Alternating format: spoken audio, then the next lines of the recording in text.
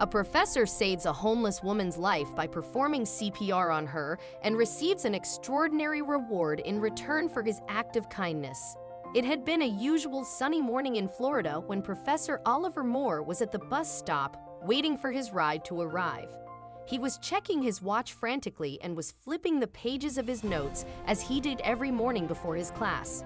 Only 10 minutes after his waiting, a bus announced its arrival. Professor Moore waited for everyone, especially the women and elders, to board the bus to avoid the bustling of bodies, and then made his way inside. Once on the bus, he received a warm greeting from the driver, Peter Jenkins, who was often assigned on the morning shifts by his agency. "Good morning, Professor. You reading about those chemicals again?" he asked, looking at the notebook Professor Moore was holding. "Good day, Peter," Professor Moore replied with a smile. Yeah, I was checking a few notes before the class. You doing well?" "All good, Prof. Come on in, fast. If I'm late, my boss will kill me," Peter said as he gained control of the wheel, preparing to depart. Professor Moore settled on one of the seats at the back and continued revising his notes. He was a chemistry professor at Hawking University in Florida, but Peter didn't really understand that chemistry was not just about chemicals. So every morning when he saw Professor Moore reading his notes, he thought the professor was reading about chemicals. Around 15 minutes later, the first stop of the day arrived. As some passengers disembarked, several others boarded, and it was amongst the new passengers that Professor Moore noticed a homeless woman. She was carrying a placard and a few other things and was dressed shabbily, something that the passengers weren't particularly pleased about.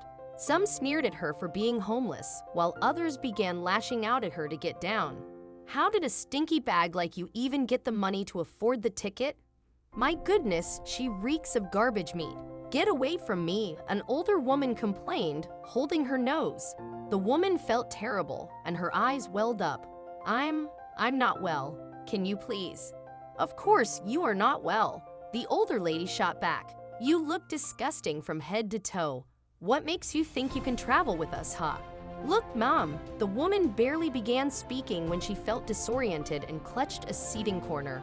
Professor Moore noticed the woman seemed ill, so he approached her. "Hey, it's okay. Let me help you," he said and reached out his hand for her to hold. She thanked him with a faint smile and was about to take his hand when she suddenly collapsed. "Oh no!" Professor Moore held her before she collapsed on the floor and tried to stir her up, but there was no point. She wasn't waking up, and he noticed her breathing was gradually dropping. "Stop the bus now," he called out to Peter, "and call 911. This woman's getting a heart attack." Peter applied the brakes immediately, and as the bus stopped, Professor Moore got off the bus. Carrying the woman in his arms, he laid her on the pavement and brought his mouth closer to hers to perform CPR. Yuck. Someone snapped at him. "You're kissing a homeless bum." "I swear, I would never do that," another voice told him. But Professor Moore didn't care about them and began the mouth-to-mouth and chest compressions on the woman. At one point, she opened her eyes and smiled at him. Thank you," she said. Fortunately, the paramedics arrived on the scene by then, and the woman was carried to the hospital. Professor Moore gave his contact to one of the doctors and said, "Let me know if she needs any help." 2 days later, he received a message from his bank stating that his account had been credited with $1 million.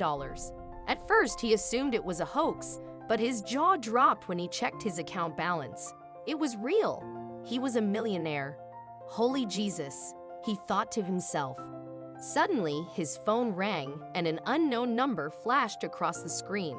"Hello, am I speaking to Mr. Oliver Moore?" The voice on the other end of the line asked him when he answered the call. "Yes." "Good morning, Mr. Moore. This is Andrew Lester. Thanks for helping my wife yesterday. She, was on the bus, and I just found out that you've saved her life by performing CPR." "Your wife? I'm sorry, I don't understand. Why would you just leave her on the streets then? Can't you? Actually, Prof, would you mind meeting at the hospital? I'd like to speak with you in person about something. I'm not sure I'm ready to talk about it like this on a phone call. I'll send you the address." "I'm okay. I'll see you there," Professor Moore replied and hung up. At this point, he had entirely forgotten about the millions and was perplexed as to why the woman was homeless while her husband was there to care for her. Were they separated? Had she run away from him? He quickly hired a cab and proceeded to the hospital to meet Andrew Lester. As he approached the reception desk, a man in a tuxedo greeted him. Professor Moore, Andrew Lester. "I called you this morning," he said, extending his hand for a shake. "Oh yeah, Mr. Lester. So what was it that you wanted to talk about?" Professor Moore asked, shaking hands with him. "Actually," he sighed, "my wife is not in good mental health. She'd run away from me a month before, and I'd done everything I could to find her, but there was no sign of her. I received a call from the hospital yesterday after the hospital authorities discovered my business card in her stuff. I have to say, Mr. Moore, I can't thank you enough. I'm a businessman by profession, and I even set aside $1 million for anyone who could help me find my wife, and I'm so grateful you did. Her name is Cindy Lester." When Andrew clarified everything, it all started making sense to Professor Moore. "So that's how the $1 million ended up in the account," he pondered. "But Mr. Lester," he said, "I really can't take that money from you. I had no idea you transferred it. Please, I feel it was my duty to help her. I lost my wife years ago in a terrible car crash. She was pregnant with our child then. I felt awful that I could do nothing to save her, but I'm happy I could help you reunite with your wife. I insist that you don't return the money to me, Mr. Moore. You've earned it. After all, you did help me in finding my wife."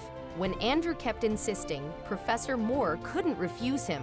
He decided to keep the money, but he used some portion of it for charity and some for a project that would save the lives of several people, particularly the impoverished and homeless, by providing medical services at a low cost.